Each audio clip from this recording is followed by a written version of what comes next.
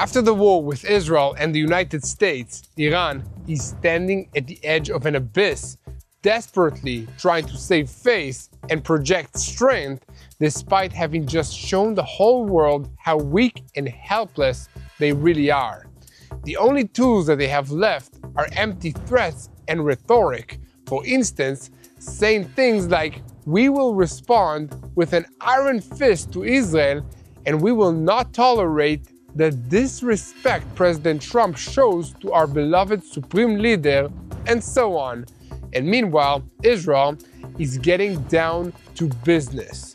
Prime Minister Benjamin Netanyahu has set a new order for the war goals in the Gaza Strip, declaring that first of all, we need to rescue the hostages. The IDF is continuing to strike hard at Hamas in the Gaza Strip and elsewhere, as on Sunday, the largest terrorist network in a decade was exposed, including the arrest of 60 terrorists and the capture of 22 weapons. We'll bring you all the details about the wide-scale operation against Hamas in Hebron. And meanwhile, the IDF issued a broad evacuation warning to residents of the northern Gaza Strip, declaring that we will operate in Gaza City. And elsewhere, President Trump revealed the conditions under which he would lift the sanctions on Iran. Welcome to Boots on the Ground. I'm your host, Yair Pinto, bringing you the whole truth about what is happening in Israel. Meanwhile, President Trump was interviewed by Fox News about the war with Iran. He noted that Iran did not move the uranium before the strike, saying they did not have time, and added that he will lift sanctions on Iran only under a certain condition. Elsewhere, the New York Times published an article on the day after the war in Iran, claiming that the Iranian Supreme Leader Ayatollah Ali Khamenei faces the hardest test of his 36-year rule. I don't always agree with the New York Times, but this time, I think that they're right. What's left of the Ayatollah regime's leadership also seems to agree, because they're trying really hard to project strength and power. In fact, they might be trying a little too hard. At a funeral on Saturday for several of the IRGC generals and nuclear scientists who were taken out in the initial wave of Israeli strikes on June 13th, large crowds pumped their fists in the air and demanded death to Israel and death to America. But then they had to bury their head downs as generals and scientists, while Israel and America are still very much alive. So the funerals for these evil men were held the day after their coffins were displayed at the ceremony in Tehran's Revolutionary Square. Revolutionary Guards Commander Hussein Salami was buried in a shrine, while the daughter of Iran's war chief Ali Shadmani said that "I will not cry so that the enemy will not rejoice." Also on Sunday, Ali Shamkhani, a senior advisor to Khamenei, who had initially been reported as being amongst those eliminated, gave an interview with Iranian state media in which he said that he had been trapped under the rubble for hours with broken ribs, and during the interview, he is seen using a breathing device and carrying a cane. Although this interview was obviously staged, at least it provided Iranians with some actual news about what's going on in their own country. And this followed several days in which the internet was shut down in Iran because the regime was afraid that Israel was using it to spy on them. Of course, this had a terrible effect on Iran's economy, whether the fears about Israeli spying were justified or not. In any case, Iran is still trying to recover from the Israeli strike on military and government facilities, but also from the paralysis of the local economy caused by the shutdown in the internet and a devastating attack on the banking sector which preceded it. So, all of that leads us to wonder where the Israeli-Iranian confrontation is heading towards, and how, if at all, the Revolutionary Guards will respond to Israel's continued activities against them. Now, circling back to President Trump, he's not only trying to convince the Iranians to take steps that he thinks will be for their own good, he's trying to do the same thing to Israel. In fact, he's demanding that Israel make a deal in the Gaza Strip to bring the hostages back and end this war. And in a separate post on social media a few hours earlier, he also said that it is wrong for Prime Minister Netanyahu to continue facing criminal charges in the midst of this war and efforts to achieve a hostage deal. So we'll bring you some more details about all of that. But we'll also bring you the details about some rare praise for Israel from Britain after it was revealed that the IDF had shut down a threat aimed at London. A Foreign Office spokesman told the Times of London that Iran acted to create the world's largest arsenal of ballistic missiles, including intercontinental missiles intended to strike European cities, but Israel stopped this threat in its tracks. So guys, we have a lot to talk about today, so let's dive into the details. I'm Yair Pinto, and this is your Boots on the Ground report about what is happening in Israel on day 634 of the war against Hamas, Hezbollah, the Houthis in Yemen, the Shia militias in Iraq, and all the other armed groups in this region acting under the orders of Iran's Islamic Revolutionary Guards Corps, which is the head of the axis of evil in the Middle East. At least they were until Israel and America struck them hard. And a moment before we start, I want to invite you to continue showing up for the sake of sharing the truth about what is happening in Israel. Stand with Israel and help us spread our content as widely as possible. And beyond that, pause for a moment and click that subscribe button if you haven't already, so that you stay tuned to the truth in real time and never miss another episode of Boots on the Ground.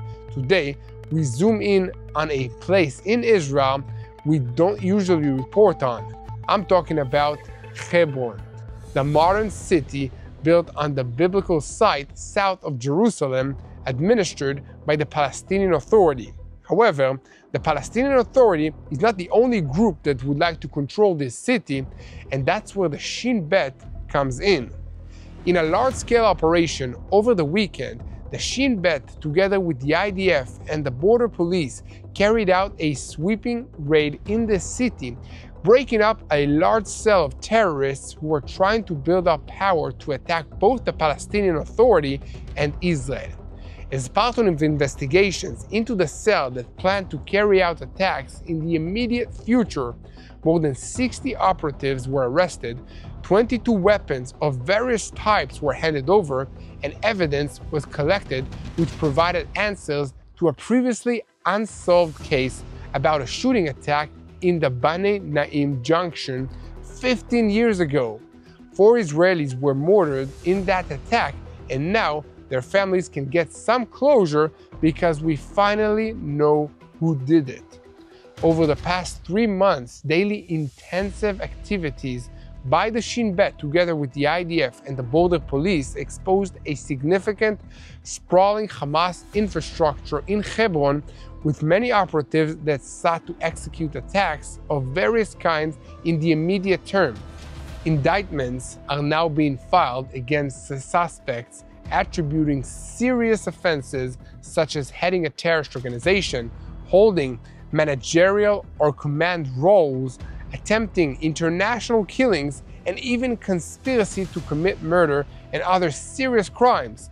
So guys, here at TBN Israel, we will continue to spread the truth, and as always, we invite you to be part of the team by sharing our videos on YouTube, following us on social media, and most importantly, don't forget to hit that subscribe button so that you stay tuned to the truth in real time and know how to pray for the peace of Jerusalem.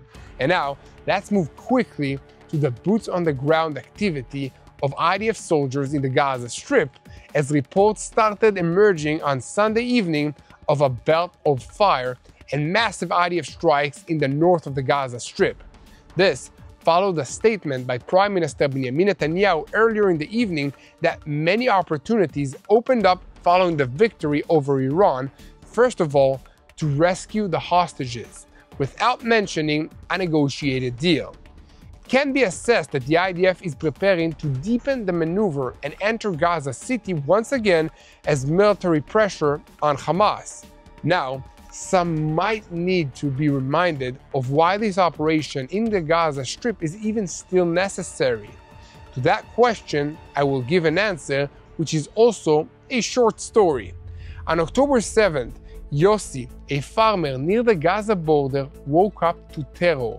He and his wife grabbed their 4 little boys and hid inside a bomb shelter as armed terrorists stormed their community. They survived, but the aftermath was devastating.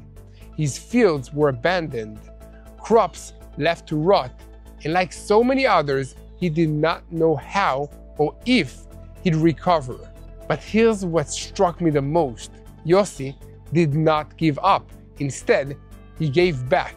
He worked with LEKET Israel, donating what produce he could to help others, because in his words, we just wanted to live peaceful lives. LEKET Israel stepped in as they've always done with so many farmers. They're rescuing surplus food, supporting devastated communities, and feeding over 450,000 Israelis every single week. The Bible says, when you reap the harvest of your land, leave some for the poor and the foreigner. You too can help. Guys, go to mealsforisrael.com and donate. Again, that's mealsforisrael.com and support LEKET. Let's stand with Yossi and with the people of Israel during this time. Now, getting back into the news, IDF Arabic language spokesman Colonel Avichai Aderi issued an evacuation notice on Sunday morning to the residents of several neighborhoods in the northern part of the Gaza Strip ahead of intense IDF operations there. The notice said in part, Hamas is bringing disaster upon you, and the IDF Arabic spokesman went on to inform residents of several neighborhoods in the north of the Gaza Strip that they must immediately leave their homes before the IDF conducts intensive operations in the area. Several IDF units have reported making progress in their assigned sectors, eliminating terrorists, demolishing their infrastructure both above and below ground, seizing large stocks of weapons and ammunition, and clearing areas of terrorist activities. IDF forces continue to operate in the Gaza Strip against the terror organizations, aiming to protect the security of Israel's citizens. So guys, here at TBN Israel, we will keep reporting on every development, and we invite you to keep spreading the truth, share, and follow us. And most importantly, support us by hitting that subscribe button, leaving a comment, and sharing this video with one of your friends. And speaking of which, on Sunday, there was a massive demonstration in Tehran, the capital of Iran, surrounding the funerals of several prominent IRGC commanders and nuclear scientists who were eliminated in the recently conducted 12-day war. Thousands came on Saturday to Tehran's Revolution Square, where the coffins of about 60 military commanders and nuclear scientists terminated during the war were brought in. Television channels in the Islamic Republic began broadcasting in the early morning hours, showing pictures and videos from the funerals, and this included lavish burial ceremonies of Amir Ali Hajizadeh, the former of the IDF Aerospace Force commander, and Mahmoud Bakeri, who had been the commander of the IRGC's surface-to-surface missile array. These funerals were attended by military men and regime officials, and amongst them Ali Larijani, advisor to the Supreme Leader Ali Khamenei, and Muhammad Mukhber, who also serves as an aide to Khamenei. In addition to their funerals, the body of IRGC Commander Hussein Salami was buried on Sunday morning in Rey in the Tehran area. His body was placed in a shrine of Saeed Abed El-Azim El-Hassani, surrounded by large crowds chanting "Death to Israel" and "Death to America." Iranian networks also published photos of the funeral of Ali Shadmani in the city of Hamidan in western Iran. Shadmani had been Iran's wartime chief of staff and was eliminated in a strike on a headquarters in Tehran. His daughter said at the funeral, "I will not cry so that the enemy will not rejoice."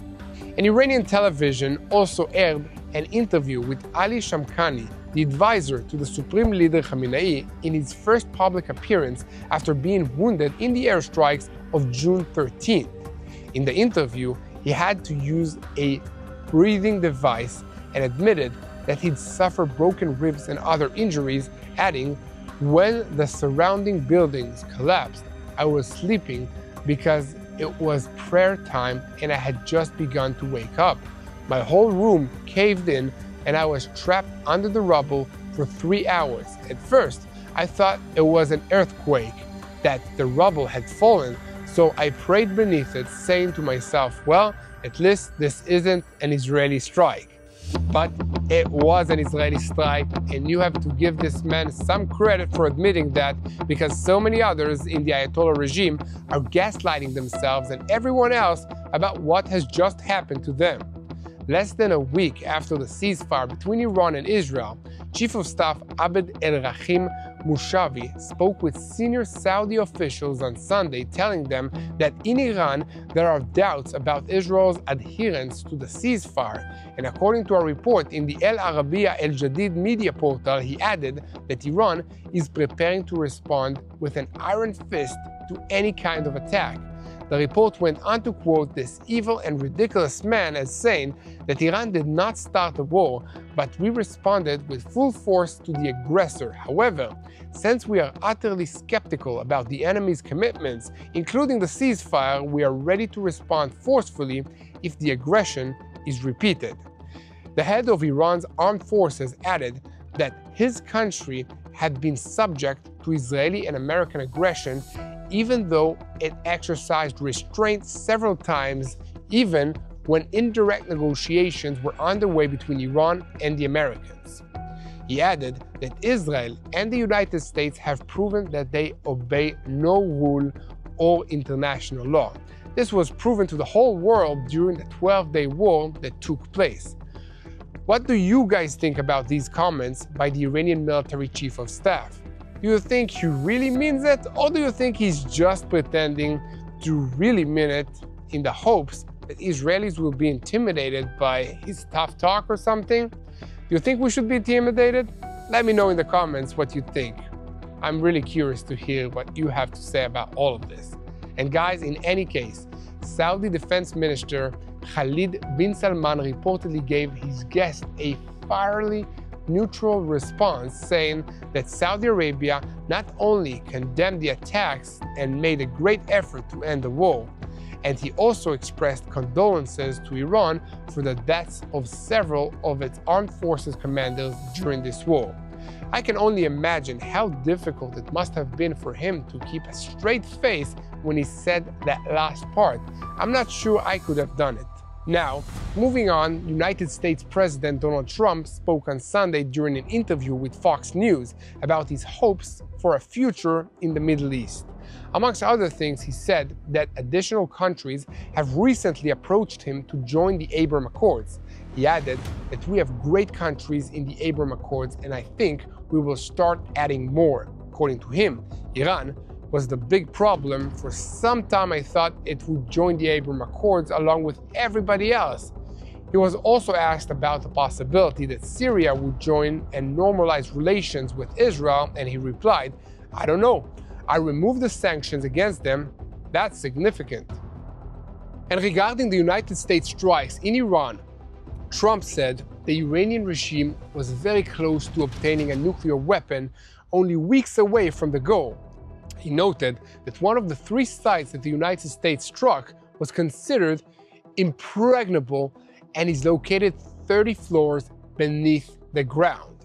He added that it was an intense war and that all parties, Iran, Israel, and the Americas' allies, were harmed by this war, but it ended in Iran's nuclear ambitions destroyed, at least for a certain period.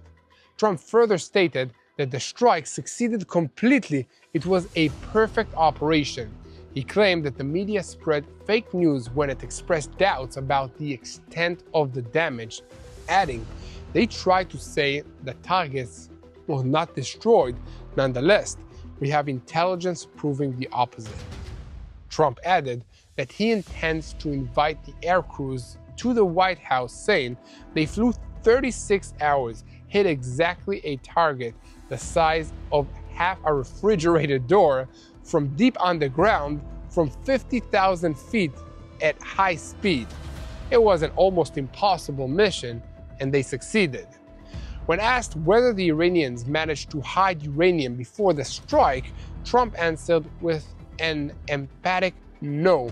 It's a very dangerous and very heavy thing, very hard to move, and it didn't get much warning. At a press conference 2 days ago, Trump said he expects Iran to allow international inspectors access to its nuclear facilities to verify that it is not renewing its nuclear program. The president noted that he expects that within the upcoming talks with Iran, Tehran will agree to allow IAEA inspectors or another organization to monitor the sites. He did not rule out American inspectors on Iranian soil either, saying it's the IAEA or someone we respect, including us.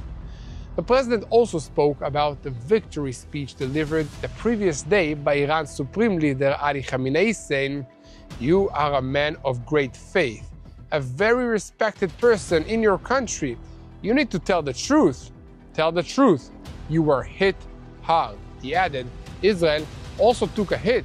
Both sides took a hit, and this was a great opportunity to end it.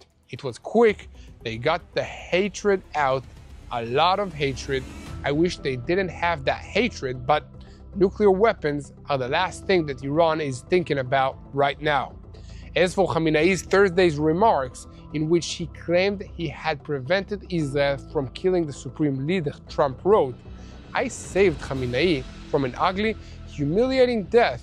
I knew exactly where he was hiding, and I did not allow Israel or the armed forces of the United States, the biggest and the most powerful in the world, to kill him. And he doesn't have to say thank you, President Trump." Trump's post also said, "In recent days, I worked on the possibility of removing sanctions and other things which would give Iran a much better chance at full, rapid recovery, because the sanctions bite. But no, instead, I got a statement of anger, hatred, and disgust, and immediately stopped working on sanctions relief any longer." And regarding the Abraham Accords, last Wednesday, Trump's envoy to the Middle East, Steve Witkoff, declared that we think there will be a big announcement about countries joining in the Abraham Accords. An Israeli source said that it is not currently clear whom Witkoff means, and we are not aware of any special developments on this subject. However, the unusual post that Trump published hours later, in which he claimed to cancel Prime Minister Benjamin Netanyahu's trial or grant him a pardon, seemed coordinated as part of a package plan that includes expanding the Abraham Accords. So guys, here at TBN Israel, we will continue reporting on all these developments moving forward. So keep spreading the truth, share, and follow us. Most importantly, don't forget to hit that subscribe button if you haven't already, so that you stay tuned to the truth in real time. And speaking of which, according to a report over the weekend in the Wall Street Journal, while Israel and the United States attacked Iran nuclear sites, another battlefield developed behind the scenes involving the financial infrastructure connecting Tehran to the world. Organizations from Israel and pro-Israeli hacker group called Predatory Sparrow launched an online attack on financial entities that Iranians use to transfer funds and bypass the United States economic embargo. The group also hacked Nobitex, Iran's largest cryptocurrency exchange, popular amongst locals for transferring funds abroad. And according to the exchange's reports, the hackers managed to withdraw funds worth about $100 million and forced the platform to shut down its operations. In response to the attacks, the Iranian government disconnected much of the country's online activity to prevent further attacks and to maintain control over dissent. Non-Iranian websites were blocked. Citizens were warned against using foreign phones or messaging platforms that the government claims could collect audio and location data for Israeli spies, and officials were banned from using laptops and smartwatches. All of this did additional harm to an economy that is already suffering from United States sanctions that forbid purchasing Iranian oil or interacting with its banks. So to give a little bit of a background, Iran's economy relies heavily on a small number of trading partners, chiefly China. Annual inflation is over 40%, and according to the World Bank, while a continuous brain drain of skilled workers has also choked Iran's economic growth, meaning that those that are educated are leaving the country. And on top of all of that, predatory sparrow has been wreaking havoc in Iran at least since 2021. And in previous hacks, the group shut down payment systems at gas stations across the country and caused a fire at an Iranian steel plant. Dedi Levy, CEO of Cyberattacks, a Tel Aviv-based cybersecurity company, told the Wall Street Journal that the sophistication of this group, choice of targets, and its geopolitical messaging fit the profile of a state-backed cyber actor aligned with Israel. So, pro-Iranian cyber groups struck back, attacking Israeli government websites with denial-of-service attacks in which hackers attempt to flood internet routing computers with a torrent of requests and sending phishing messages to Israelis in an attempt to hack their phones. But that didn't do them much good, as Israelis who are used to such attacks didn't fall for most of the tricks that the Iranian hackers tried, while paranoia swept the Iranian population as both physical and cyber attacks intensified. And at the same time, internet restrictions imposed by the Iranian government severely affected citizens' daily lives who are already coping with high inflation and economic hardships due to the sanctions.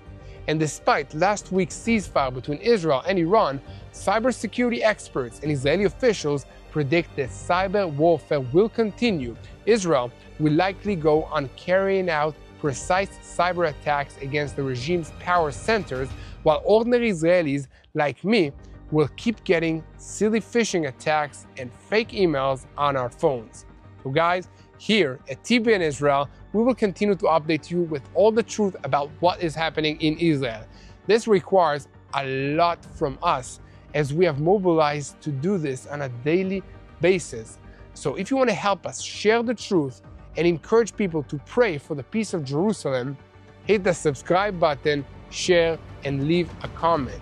So guys, to wrap up today's report, it is important to share with you some numbers about the war that were published in recent days by the IDF.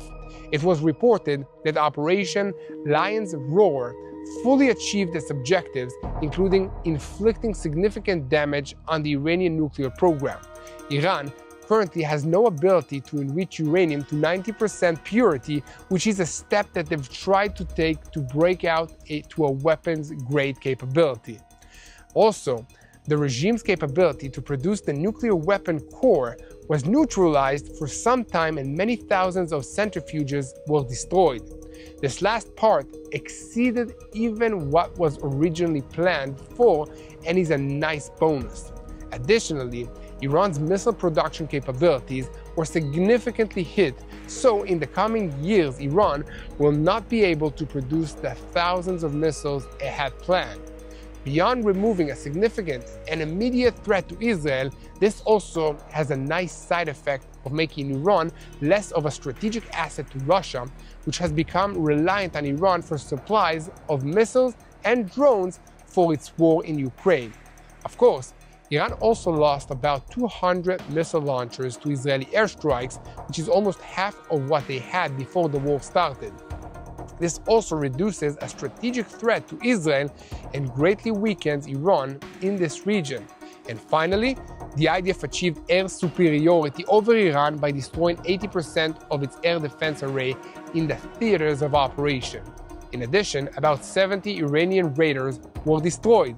And once again, this will make Iran less of an asset to Moscow, as almost all of those SAM batteries and raiders were Russian-built and the way the Israeli pilots and their American-built planes and missiles effortlessly shredded them makes Russian equipment look like worthless junk in the eyes of the whole world, and Chinese, whose own military equipment is mostly Russian-built or based on Russian designs and technology, must also be taking a very careful look at what has just happened in Iran and probably rethinking their plans to move against Taiwan by 2027.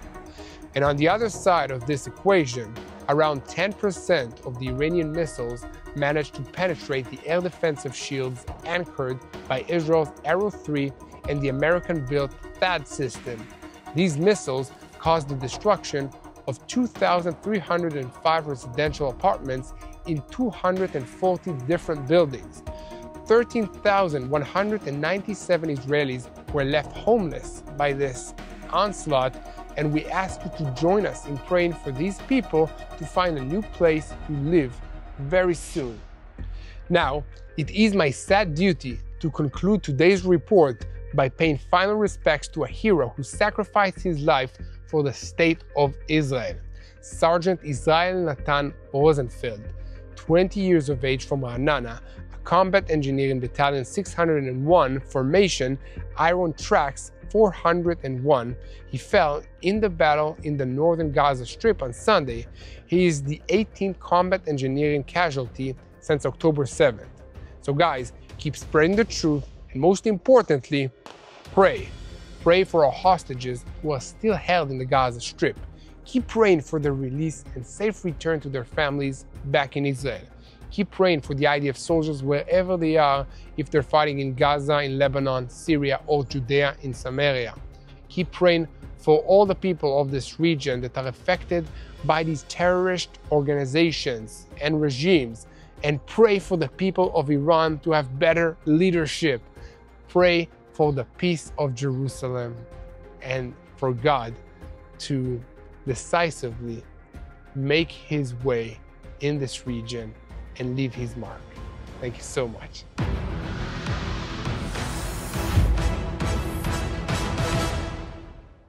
Hello, this is Mati here in Jerusalem with TBN Israel. This is Yair Pinto from TBN Israel here in Jerusalem. TBN Israel is keeping viewers informed with Israel-focused news, culture, and what God is doing in this land. Support TBN Israel today online at tbn.org/Israel. Thank you.